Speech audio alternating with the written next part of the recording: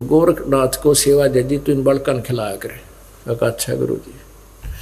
अपनी सिद्धि से उन बच्चों के गोरखनाथ जी ने 10 लगा दिए। अब वो 10 लग गए, वो टट्टी करा के लाओ। पहले टट्टी ना हुआ करती जंगल में आसपास, वहाँ ले जा। एक ने टट्टी करा के लाओ, इतने दूसरा तैयार होया पावे, वो दूसरा रोनता पावे। वो मच्छंदर कहने गया गोरख कि न झटका लिया भाई तो अच्छी तरह। अब दोनों ले गया कट्ठाई और पकड़ के चोटी नो हला दिए सिद्धि थे। वह खाल काट लिया, वो शरीर उड़ गिरा। उन्हें नो लटकाया हुआ है अगले गुरु जी। अब वो मच्छंदर एक लाठी ठावर एक दर रे कसाई रे दुष्ट तेरे मेरे बालक मार दिए, तेने शर्म नहीं आई, ये के रहा है रे जाले में, तू तो बड़ा निकम्मा आदमी। गोरखनाथ ने बोला गुरु जी आप हमारे गुरुदेव हैं, कुछ भी कह सकते हो, लेकिन आपने कितने बच्चों की हत्या कर दी, तो रानी के साथ रहता है, ना जाने कितने बीज नष्ट कर दिया तने, और क्यों कर्म बिगाड़ो हो गुरु जी। मेरी ज़्यादा कहने का फर्ज नहीं बनता, लेकिन आज मैं दुखी आत्मा से आपको कहना चाह रहा हूँ। मत्स्येंद्र को भी पता था कि भैया तेरे हित में ही है, पर उसकी बुद्धि बदल गई। कहने का भाव ये है। तो गोरखनाथ जी ने वो अपनी सिद्धि से राजा के शरीर से निकाला, राजा मर गया। अब वहां पहुंचा जहां शरीर रखा था, वो शरीर पाया नहीं, वो खत्म हो गया, फूक रखा था। अब कहते हैं गोरखनाथ जी ने वो अस्थि उठाई, जो शेष बची, वो फूल बोला करे ना फूल, वो अस्थि उठाई और अपने सिद्धि शक्ति से उसको गोरखनाथ मच्छंदर नाथ का शरीर बना दिया, क्योंकि मच्छंदर नाथ का जीवन अभी शेष था। और वो उसी एज इट इज शरीर बनाकर उसमें वो अपने गुरुजी प्रवेश कर दिया। पुण्यात्माओं आप ध्यान से सुना, तत्व ज्ञान है। जैसे सीता जी को गर्भवती थी, सीता जी घर से निकाल दिया था रामचंद्र जी ने, वो महर्षि वाल्मीकि जी के आश्रम में रहा करती थी, और एक दिन वो वहाँ पर इस लव की उत्पत्ति हो गई थी। वो छोटा सा था, पालने में झूला करता था, और सीता जी अपने कपड़े भी, वाल्मीकि जी के कपड़े भी धोने के लिए दरिया पर जाती थी, और वो बच्चे को वहाँ छोड़ जाती थी और कह जाती थी पिताजी बालक का ध्यान रखना। उस दिन महर्षि वाल्मीकि जी जो है अपनी साधना में लीन थे, और ये तो वो कहेगी एक बार तो बच्चे को छोड़ गई कि पिताजी ये बच्चे को संभालना, मैं कपड़े धो लाती हूँ।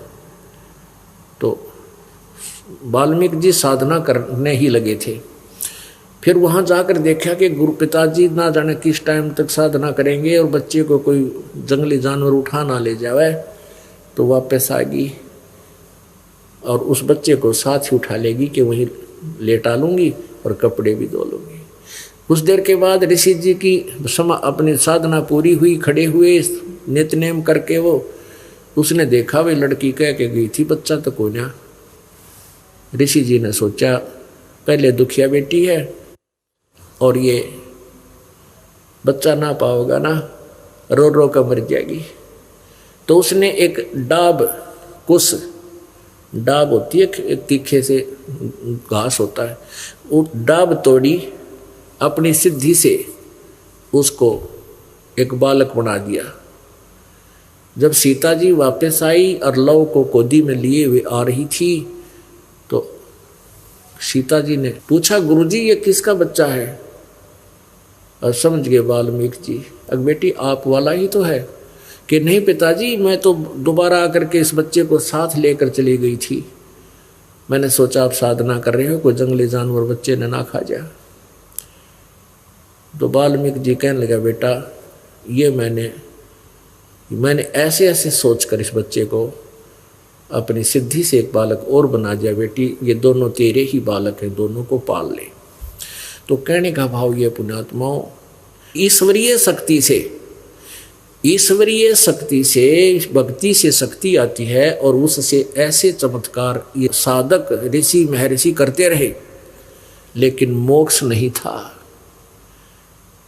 पुण्यात्माओं पूर्ण परमात्मा की शक्ति अपार है, और गोरखनाथ जी मुर्दे को भी जिंदा कर दिया। फिर गोरखनाथ जी चल पड़े और गोरखनाथ जी ने कहा था कि उस मच्छिंद्रनाथ से कहा था, गोरखनाथ जी ने मच्छिंद्रनाथ ने कहा था अपने गोरखनाथ से कि तू मेरा यूँ जोड़ा ठा लीजिए।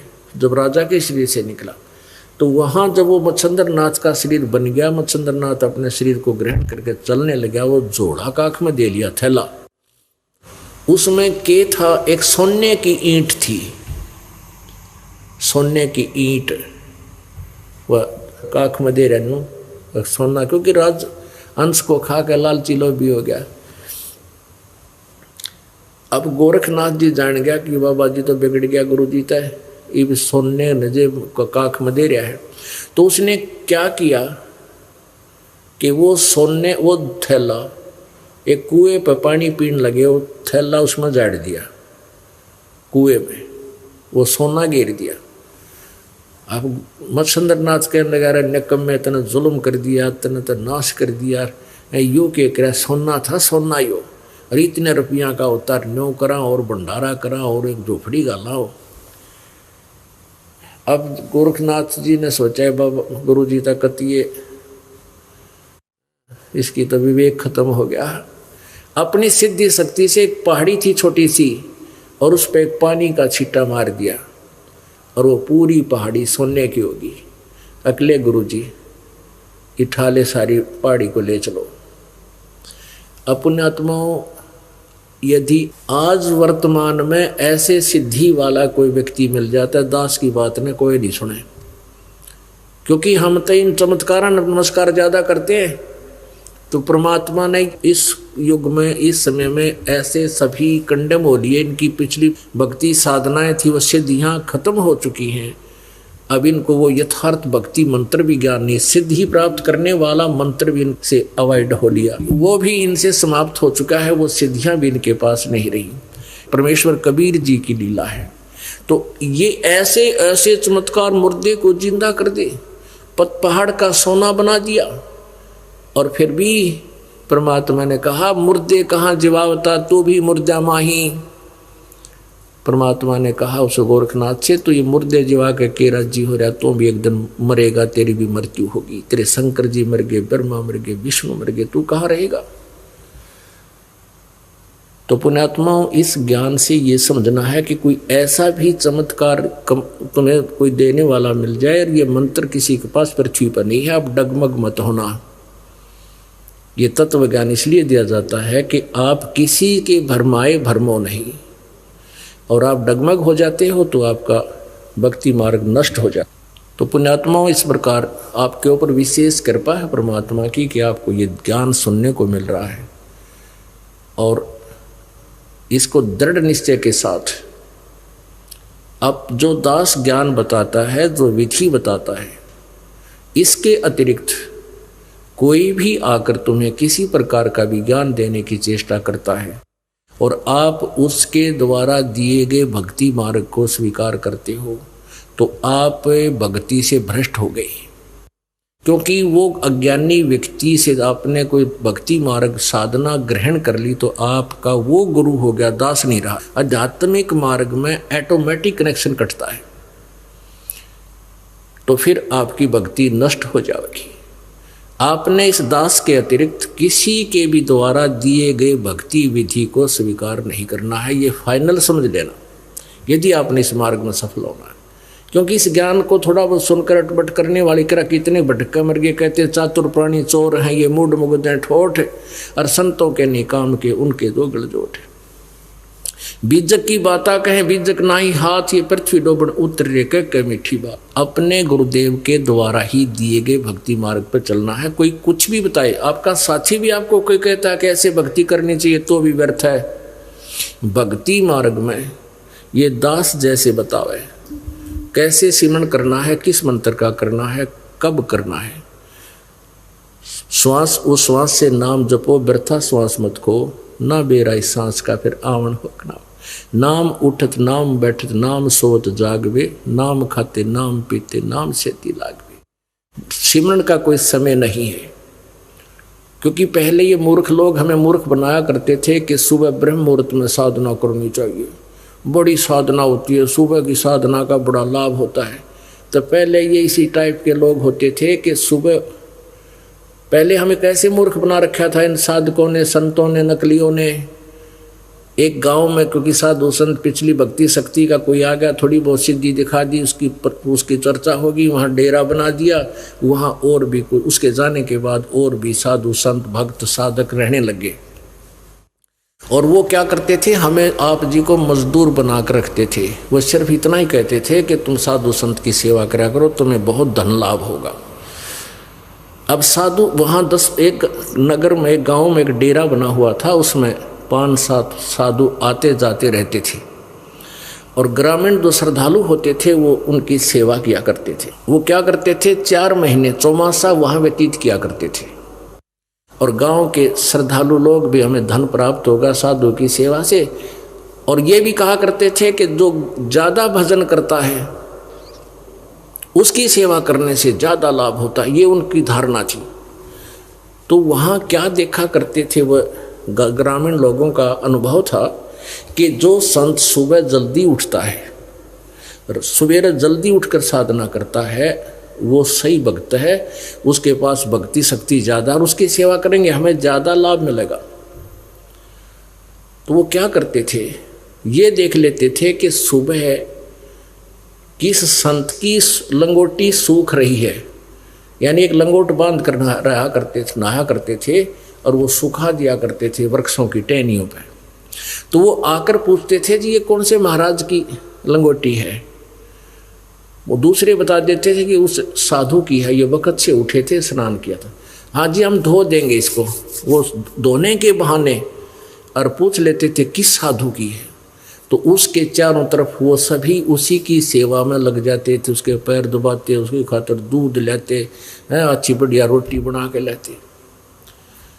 तो वहाँ 8-10 भक्त संत साधु रहते थे, चौमासा बिता रहे थे। तो एक था निर्भाग सा, आलसी सा, और उसने सोचा भाई क्या चक्कर है, इस व्यक्ति की, इस साधु की बहुत सेवा करें ये, इसमें क्या राज है, ये कोई सा न्यारा भगत भी ना दिखता। तो उसको धीरे धीरे पता चला कि इन ग्रामीणों ने, सेवादारों ने क्या परख कर रखी है कि जिस संत की लंगोटी सबसे पहले दोही पा जा, सूखती पा जा, उससे ने पूछ ले या किसकी है। तो वो उन्होंने एक सेलेक्ट कर रखा था। वो 4 बजे उठा, 3 बजे उठा करता सुबह, और फिर नहा धो के भजन करता था। अब उन्होंने ये तो पता नहीं अंदर भजन करे हैं क्या करे हैं, बाकी लंगोटी का हिसाब ला रखा था कि सबसे पहले उठा तो नहाया, भी नहाते थे वह, तो नहाया है तो ये भजन करता। तो वो एक और था अकबैयो, तो ये सारे के सारे इसके पीछे लग गए, बड़ी बात बिगड़ी, हमने कोई पूछता है को ना। वो क्या करता, 1 बजे उठ लेता, उठ के और वह लंगोटी नहाया भी ना करता, लंगोटी भेक है और सबसे पहले सुखा देता।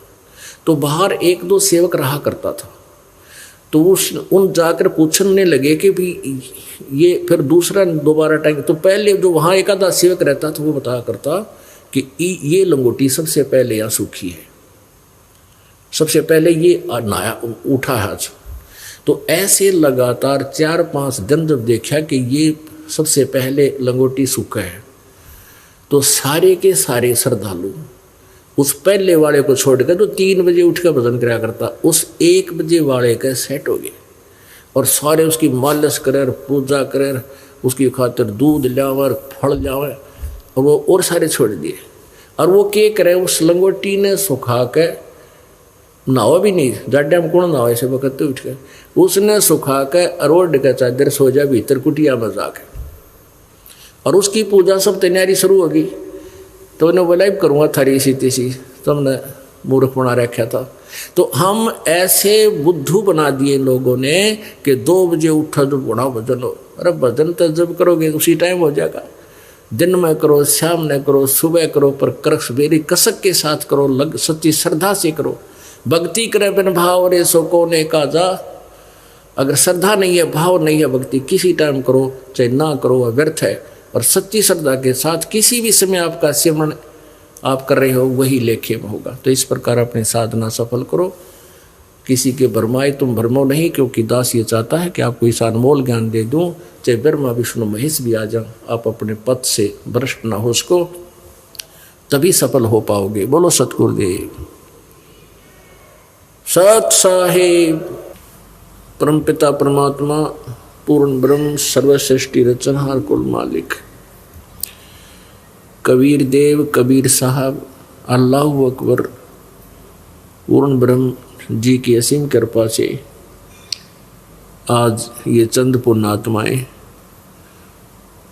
सत्संग श्रवण करने के लिए उपस्थित हुई। सकल पदार्थ है जग माही, कर्महीन नर पावत नाही। परमात्मा ने समय समय पर आकर के अपने अनमोल ज्ञान का प्रचार स्वयं भी किया, अपनी प्यारी आत्माओं को भी समय समय पर भेजकर अपने दृढ़ भक्तों को, विशेष पुण्य आत्माओं को यहाँ संसार में भेजा, फिर स्वयं आकर उनको मिले, अपने यथार्थ ज्ञान से परिचित करवाया। उन्होंने भी फिर यही ज्ञान, परमात्मा वाला ज्ञान, फिर उन्होंने जनसाधारण को बताया। परमेश्वर कबीर देव जी स्वयं भी यहाँ आते हैं। प्रत्येक युग में वो एक ऐसी लीला करते हैं, एक जीवन जनसाधारण की तरह जीकर, जनसाधारण की तरह सब कर्म करते हुए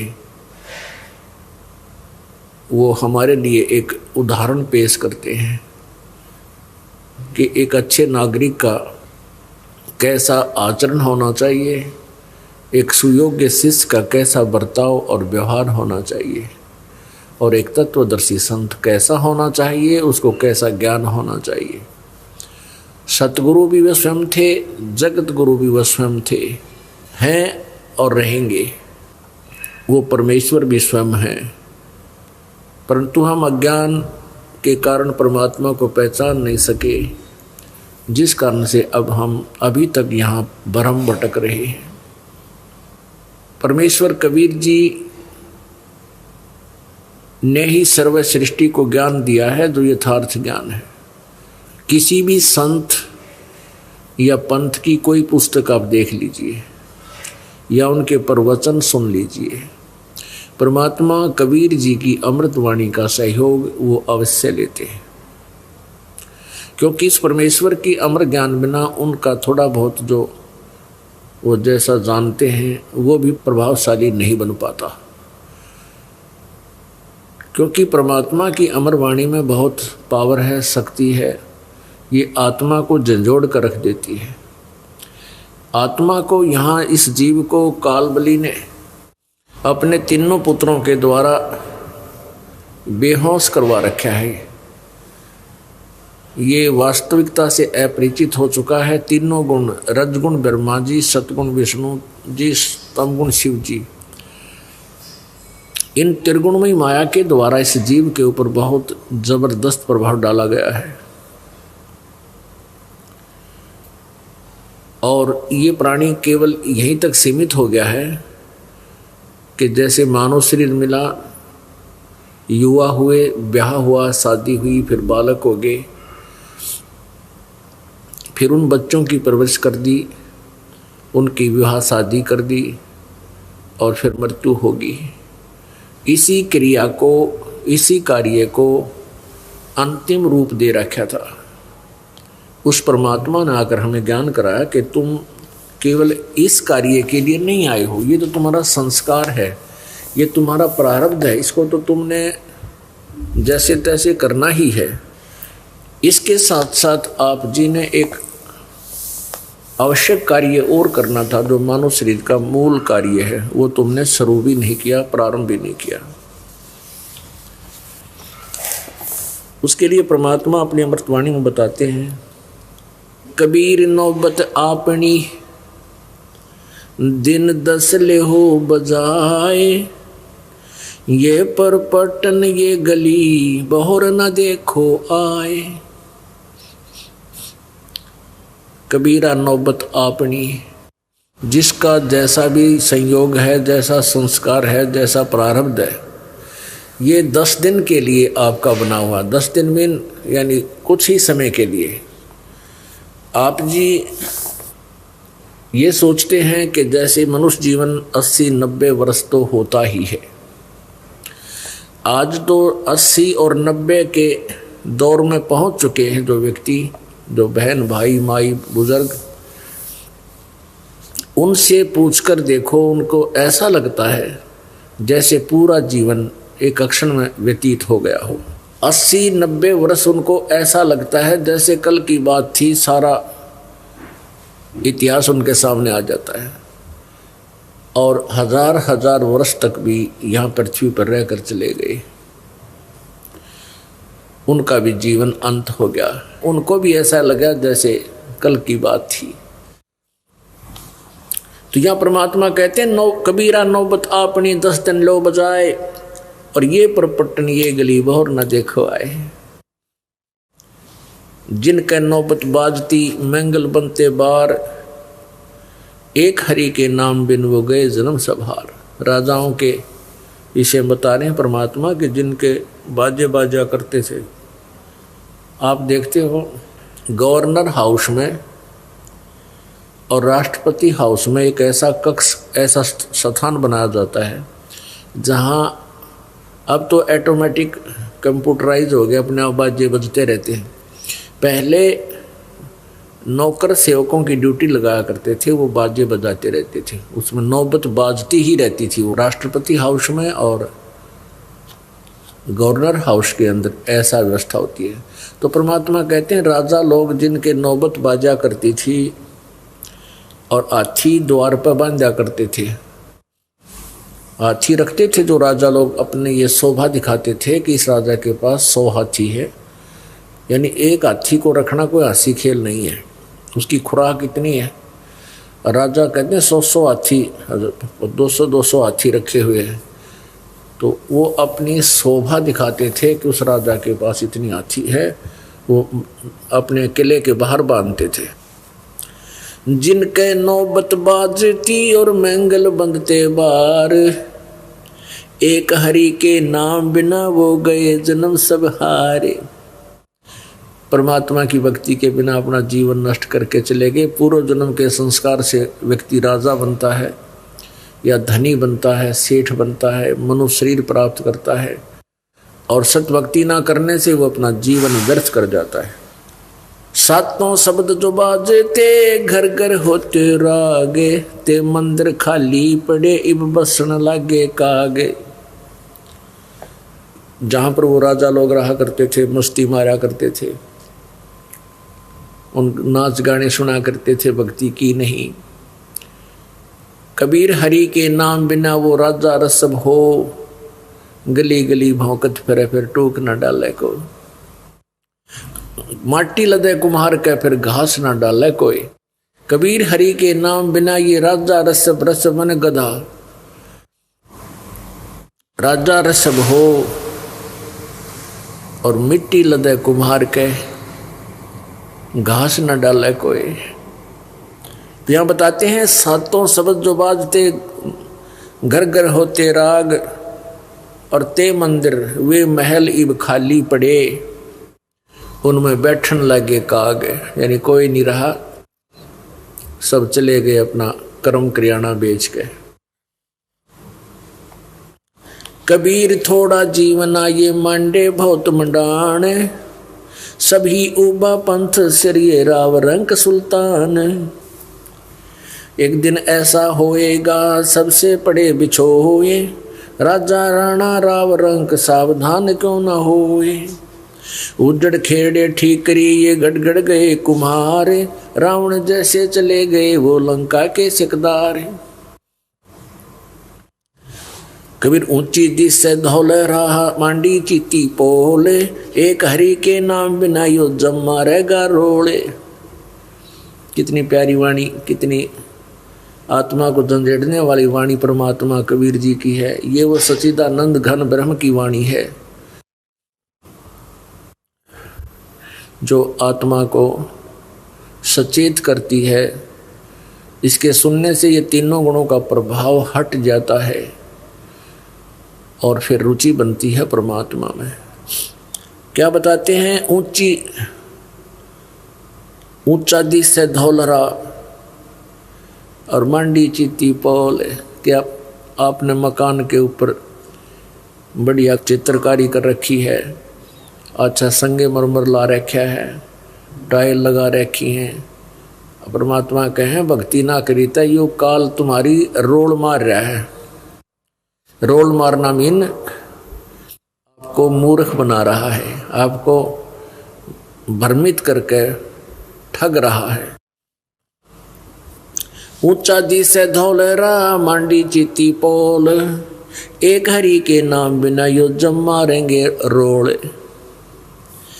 कबीर देवल ढह पड़ा ईंट बही संग सवार, कोई चेजारा चिन गया मिला न दूजी बार। कबीरा देवल ढह पड़ा ईंट रही सवार, कर चेजारा से प्रीतड़ी जो ढह न दूजी बार।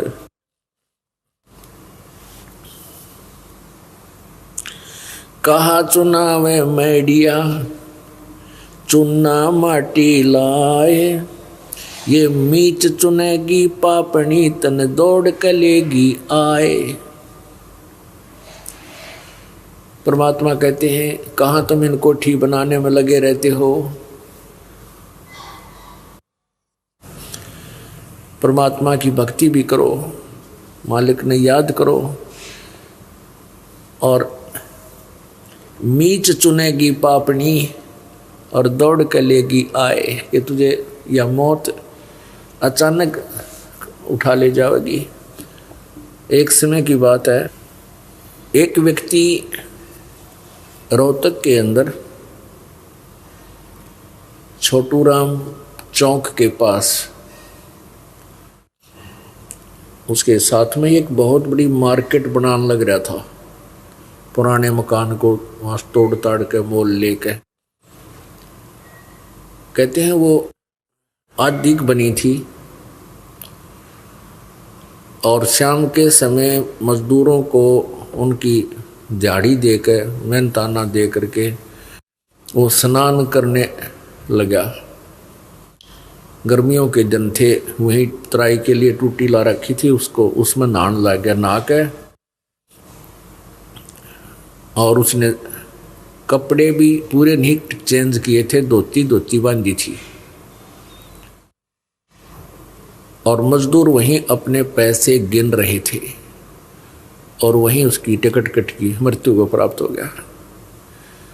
अब उसकी कितनी आशा थी, इसमें मार्केट बनाऊंगा, एक एक दुकान के 10-10 हज़ार रुपये महीने की किराया मिलेगा, ऐसे कर दूंगा वैसे कर दूंगा। तो परमात्मा कहें यो काल रोल मार रहा थरी, ये तुम्हें धोखे में रखा हुआ है। जो काम तुमने करना था वो तुम कर नहीं रहे। उसके लिए परमात्मा रह रह कर ये आवाज लगाते हैं, ये वाणी और सत्संग की व्यवस्था करवाते हैं ताकि ये बोली आत्मा भगवान को पहचान सके। कहा चुनावे मैडिया ये चुना माटी लाए, मीच चुनेगी पापनी दौड़ कलेगी आए।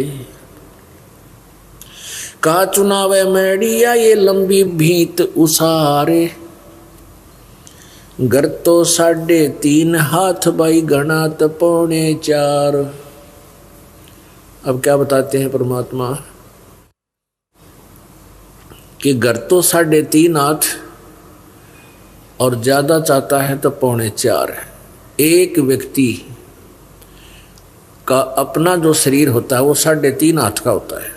एक व्यक्ति का अपना शरीर, उसके अपने ये हाथ यहाँ कोने से लेकर पूरी उंगलियों का एंड तक इतनी मेजरमेंट जो है ये एक हाथ कहलाता है और 3.5 हाथ का शरीर होता है।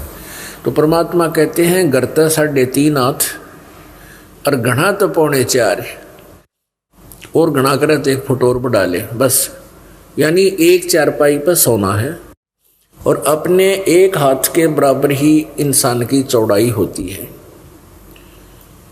तो यह एवरेज निकाल के दी है। कहने का भाव यह है कि कम से कम व्यवस्था करके अपने रहने की, आपदाओं से बचने की मालिक याद गढ़ा करा करो। परमात्मा में ज़्यादा समय लगाओ या माया जोड़न के अंदर दिन रात लगे रहते हो।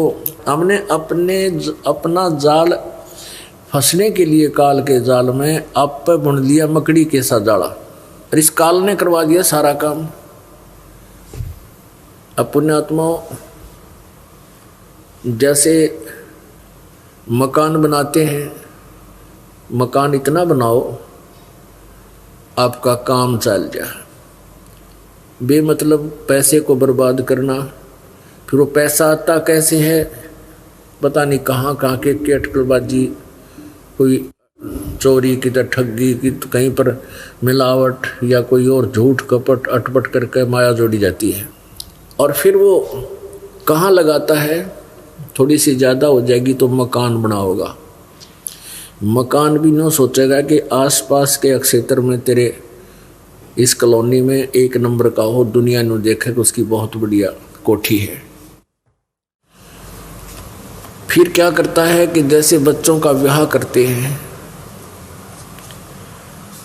फिर उसमें वो पैसा बेमतलब व्यर्थ करते हैं। अब पुण्यात्माओं, बच्चों का ब्याह होना है, उसको कति सिंपल साधारण तरीके से करना चाहिए। उसको कितनी बकवादों पर ले गए हम, कितने डीजे बजान लाग गए, फिर नाचा सारा परिवार कंजरा की तरह बाहर खड़ा हुआ गली में, बाण भी, बेटी भी, माँ भी, बाप भी, भाई भी, सारे जुलूस काटने। काल का तो ये उद्देश्य है कि इनको इतना निर्लज कर दूं और इतना कुबज में बाढ़ दूं कि ये भगवान की तरफ झांकें को नहीं। खूब पैसा लगाते हैं, कोई शराब पिलाते हैं और बेमतलब के आइटम, और वो दहेज रूप में देते हैं। अब एक पैसे वाला तो ये काम कर देता है, उसके पास तो पैसा है, लेकिन गरीब व्यक्ति जब उसकी बेटी का ब्याह होता है तो उसकी बेटी धीरे धीरे अपनी माँ के पास बैठकर कहती है, देखा ना मम्मी, उसने अपनी बेटी को ऐसा दे दिया, उसने कार दे दी, उसने इतने बढ़िया पलंग ला के दिए, एक बढ़िया ऐसी वो ला के दी। तो माता समझ जाती है कि बेटी की उत्सुकता है कि मैं भी ऐसा ही कुछ लेकर जाऊं। वो फिर अपने पति से कहती है, लड़की के पिता से कहती है कि ऐसे ऐसे बेटी का कह रही थी कि उसने ऐसा दिया, उसने ऐसा दिया। तो फिर वो पिता दुख सुख पाके कहीं से कर्ज उठा कर नो सोचा मेरी बेटी की आत्मा दुख ना पावे और मैं भी कुछ अच्छे आइटम दे दूं और फिर कर्जा हो जा। अपने आत्माओं, एक विशेष बात ध्यान रखा करो, क्योंकि हम सत्संग में आते हैं तो इसका असर भी होना चाहिए। ये बातें कहन सुन की नहीं है, ये कर पाड़न की है। बेटी का ब्याह लाख रुपये ला दे तो भी ब्याह होना है, और भाई 10-20 हज़ार में काम चला दे वो भी ब्याह ही होना है, विवाह ही करना है। हमने इन बकवादों को छोड़ के सिंपल से ढंग से अपना बच्चों को की शादी कर देनी चाहिए। आजकल क्या है कि जैसे बारात आती है, निरा ये वनस्पति घी वो भी डुप्लीकेट घटिया से घटिया लाते हैं, और लड्डू जलेबी बर्फी आइटम मिठाई बनाते हैं। खाने वाला भी बीमार और बेमतलब व्यर्थ होता है वो पैसा। तो इसलिए हमने बहुत सिंपल वे से बच्चों का ब्याह करना चाहिए, जिससे क्या होगा कि हमारी आधी टेंशन मिटेगी। अब पहले जैसे लड़की युवा हो जाती है तो माता पिता की नींद हराम हो जाती है, कहाँ से पैसा लाएंगे, कैसे बेटी ब्याहेंगे। और फिर मान लीजिए वो लड़की का ब्याह कर भी दिया और कुछ सामान आपने दे दिया दहेज का, वो जाती है वहाँ क्या देखती है कि उसकी जेठानी उससे कुछ ज़्यादा आइटम ला रखे हों दहेज में, तो फिर उस परिवार वाले रह रह कर टोकते हैं, देख या बड़े वाली तो इतना लाई थी, उसने इतना लाई, देखियो कितना सामान लाई। चाहे यूँ भी ना कहें कि तू कुछ ना लाई तो भी वो बेटी डिप्रेशन में आ जाती है। तो इस काल का उद्देश्य ये है कि इनको चैन दिन रात ना हो, ये भगवान भक्ति करे नहीं, आपस में ऐसे जल भुनकर ये अपना जीवन व्यर्थ कर जाए। पुण्यात्माओं, कुछ सोच के हमने स्टेप उठाने पड़ेंगे। समाज में कुरीतियाँ बहुत घनी होगी, विकार बहुत ज़्यादा आगे है। इन सब को धीरे धीरे समाप्त करना है। अब यहाँ हम शादी कराते हैं परमात्मा को साक्षी करके, परमेश्वर की वाणी के माध्यम से। 5-4 भक्त आ जाते हैं, दोनों बच्चों का संयोग जोड़ देते हैं, यही खाना खाते हैं जैसा भी भंडार में बना हुआ होता है, और अब अपने घर चले जाते हैं। विवाह ही करना है, विवाह ही कराना है। संयोग तो परमात्मा ने जोड़े रखे थे, उन बच्चों के संस्कार पहले ही जोड़ रखे थे। हम तो सूखी ड्रामाबाजी करके उनको और कहर बना लेते अपने ऊपर, खर्चे बढ़ा बढ़ा कर। तो इस प्रकार हमने इसको बहुत ही ऐसा साधारण सा बनाना है जिससे हमारे ऊपर बेटी बोझ ना बने। अब कैसा जुल्म हो रहा था पीछे, बेटियों को गर्भ में मरवाने लगे थे, गर्भ के अंदर ही मरवा देते थे। कारण यही था कि दहेज, और ये लोग इसे भेड़िया हो गए थे। एक गांव में बताते हैं कि एक लड़के की प्रथम शादी हुई, वो फौज में लग गया, तो अच्छा धन दिया उसने अपनी बेटी को, बेटी वाले ने। तो कहते हैं उस लड़की को कुछ दिनों के बाद उस परिवार ने मार दिया। फिर 6 महीने के बाद दूसरी शादी होगी,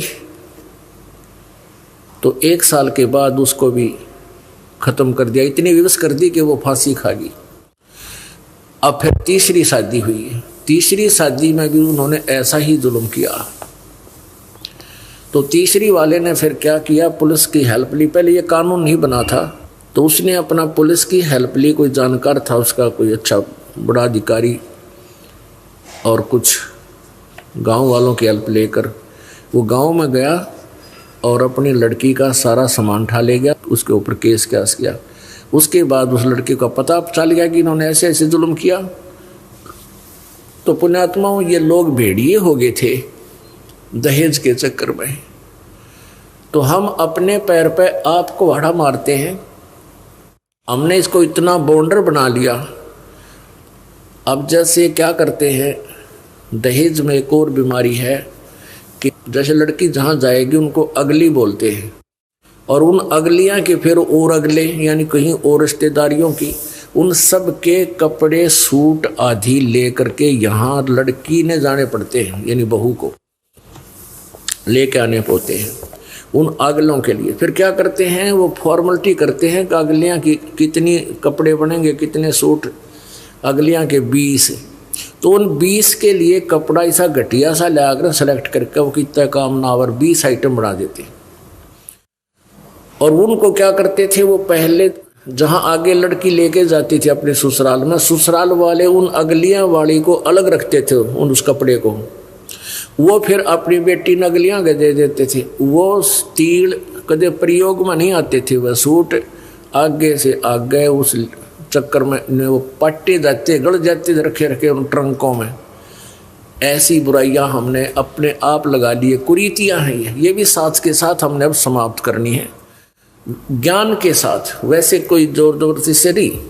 अपने आत्माओं, ऐसे ऐसे उदाहरण मेरे बच्चे परमात्मा की प्यारी आत्मा ऐसा समझने लगे इस ज्ञान को, इस मार्ग को, और इन बुराइयों से ऐसे बचने लगे कि अब लड़कियों का ब्याह कराया हमने, तो लड़के वाले ने स्पष्ट कह दिया उस लड़की वाले से कि हमारे घर पर कुछ लेकर नहीं आओगी, ना ट्रंक ना कोई और, एक सूट पैर का जी, ये बस अपना, अगर आपने ये मंजूर है तो हम शादी करेंगे। लड़के वाले बोलते, दोनों ही भगत थे। तो फिर लड़की वाले ने क्या चिंता थी, भाई ठीक है जैसे आपकी इच्छा। हम चाहते थे कि जैसे लड़की का हक है, यहाँ रही है, उसकी यहाँ संपत्ति में भी हिस्सा है, हम उसका प्रयोग कर रहे हैं, तो हम चाहते थे 10-5 हज़ार का कुछ तुम्हें कपड़ा वपड़ा दे देते, पर वो भी मना कर दिया। ऐसे ही दूसरी लड़की, यही वो भक्त सेवा करता है, कृष्ण भक्त करशोड़े थे, उनकी 2 लड़कियों की शादी हुई, और दोनों ही लड़के वाले इतने भाग्यवान, उन्होंने कुछ नहीं लिया और अपने आप उन लड़कियों के लिए ट्रंक, जो अलमारी चाहिए, कोई बेड आप मोल ले। पुण्यात्माओं, लड़की एक बहुत ही पुण्यकर्मी प्राणी होती है, कन्या कहते हैं इसको। और ये बेचारी अपने पिता का धंधा करती है सारा दिन और आगे जाके फिर अगले के कमाया करे। तो लड़की को हमने एक बोझ बना लिया था अपने सिर पे। अब ये लड़की चाहे कितनी हो जाई हो, हमारे ऊपर बोझ नहीं पड़ेगा और फिर हमारी भक्ति में बाधा नहीं बनेगी, क्योंकि लड़की का विवाह जहाँ किया जाता है वो भक्त भी दयालु होते हैं, भगवान से डरने वाले होते हैं। तो अन्य समाज में जो शादी करने से पहले यह चिंता हो जाती है कि बच्ची के सलूक कैसा करेंगे वो ससुराल वाले। 10वें दिन फोन आ जाता है लड़की का कि सासू ने बोली, ससुरा ने बोला और ननदिया बकवाद कर रही है। और भक्तों में जब शादी हो जाएगी, अगर वो भक्त होंगे, उनमें दया होती है, वो कोई इस प्रकार की टॉर्चर उस लड़की के साथ नहीं करते। तो इस प्रकार पुण्यात्माओं आपका भी जीवन सफल होगा और बेटी जिसने ब्याह दी वो माता पिता भी अपना सुख का सांस लेते हैं। इस प्रकार हमने इस भक्ति के साथ साथ इस बोझ को हल्का कर लेंगे। फिर हमने 20% दौड़ धूप करनी पड़ेगी पेट के लिए। अब हम 99% पेट के लिए धक्के खाते फिरते, फिर भी पूरा नहीं हो रहा, क्योंकि हमने अपने साथ बकवाद घड़ी लगा ली। ब्याह शादी में कार लेंगे, कार देवांगे, फलान देवांगे, फिर कोठी बड्डी गाड़ांगे, हैं, फिर भात बना लिया ऐसा जुगाड़। पुण्यात्माओं इस बात की हमने कतई आवश्यकता नहीं है। हमने अपनी बेटी की शादी कर दी और हमने उनको भगवान का सहारा दिलाना चाहिए, परमात्मा से जोड़ देना चाहिए। फिर वो परमात्मा की भक्ति से ही शक्ति उनमें आएगी, उनके गुजारे बढ़िया होंगे। ना किस्मत में होगा तो भी कबीर परमात्मा अपने उन बच्चों को सुख देगा, भक्त धन देगा। तो हमने ये भात की रिवाज बना रखी है। अब क्या करते हैं, जैसे बाती जाते हैं उस दिन क्या करते हैं, उनके लिए वहाँ गेट का ऊपर एक चौकी बनाई जाती है, पाटड़ा, और आगे फिर उसके चित्रकारी ही करते हैं और तिलक लगाओगे बातियाँ गए, फिर उनका माला डालेंगे, वो बहन का माला डालेगा। तो इस तरह के जो ड्रामाबाजी है क्यों शुरू हुई, लालच और लोभ में। अब ससुराल वाले उस लड़की को कहते हैं कि तेरे भैया की बढ़िया सेवा करिए या अच्छा धन देंगे, अच्छा भात भरेंगे। मान लिए उन्हें 1500 रुपये दे दिए बात में कि सारी उम्र का काम हो गया वो। तो ये उन पर भी बोझ।